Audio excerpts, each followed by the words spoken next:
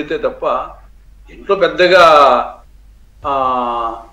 ఊహించడానికి ఏం లేదు. డెఫినెట్ గా వచ్చేసి ఎన్డీఏ క్యాండిడేట్ రాధాకృష్ణన్ గారు గెలిచే అవకాశాలు స్పష్టంగా కనిపిస్తున్నాయి. అనూహ్య పరిణామాలు, వండర్స్ జరిగితే తప్ప సంఖ్యాపరంగా చూస్తే ఇక్కడ మనం సంఖ్యాపరంగా లోక్సభలో 543, రాజ్యసభలో 245 అనుకుంటే 788 మంది. ఇందులో ఖాళీలు 10 ఉన్నాయి. 1 లోక్సభలో, 9 రాజ్యసభలో. ఆ 10 పోతే మొత్తం ఇప్పుడు ఓటింగ్ అవకాశం ఉండేది 778. దీంట్లో మ్యాజిక్ ఫిగర్ కావాలంటే 390 కావాలి. 390 గాను ఎన్డీఏకు లోక్సభలో 293, రాజ్యసభలో 129, 422 ఉన్నాయి. కావాల్సింది 390, ఉన్నది 422, అంటే 32 ఎక్కువగా ఉన్నాయి. ఇండియా కూటమికి లోక్సభలో 234, రాజ్యసభలో 78, 312 ఉన్నాయి. కావాల్సింది 390, ఉండేది 312, అంటే 78 తక్కువగా ఉన్నాయి. కాబట్టి ఎన్డీఏ ఇండియా కూటమి మధ్య అంత డిఫరెన్స్ ఉంది. కాబట్టి మామూలుగా అనూహ్య పరిణామాలు జరిగితే తప్ప ఎన్డీఏ కూటమి అభ్యర్థి గెలుస్తాడు. కాబట్టి నాకు తెలిసి పెద్ద అనూహ్య పరిణామాలు ఏమి జరగవు.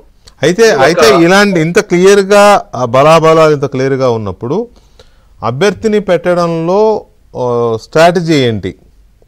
అంటే ఎందుకంటే సహజంగా ఎందుకు అడుగుతున్నానంటే మీరు కూడా రాజ్యసభ సభ్యులుగా పనిచేశారు కాబట్టి సహజంగా ఇలాంటి పదవులు రాష్ట్రపతి, ఉపరాష్ట్రపతి, స్పీకర్లు ఇటువంటి పదవులకి ఎక్కువ సందర్భాల్లో ఏకగ్రీవం చేసుకునే ఒక ఆనవాయితీ సాంప్రదాయం మీద ఉంటుంది.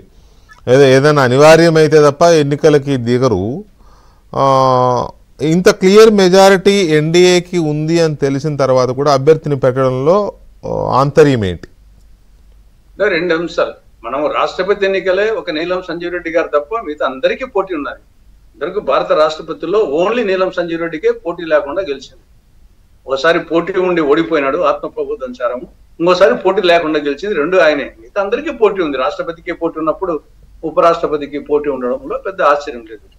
ఇక్కడ ఎందుకు నువ్వు న్యూమరికల్ గా తెలిసి కూడా ఎందుకు పోటీ పెట్టినారంటే 2. ఒకటి ఒక సైద్ధాంతిక పోరాటము, రెండవది వచ్చేసి ప్రతిపక్షాల ఐక్యత. ఇండియా కూటమిలో ఉన్న పార్టీల మధ్య ఐక్యతను చూపించడం అనేది ప్రధానమైన అంశం వచ్చేసి. లేకుంటే న్యాచురల్ గా ఎలక్షన్స్ అప్పుడు ఆ యూనిటీకి బలపడడానికి అవకాశాలు ఉంటాయి.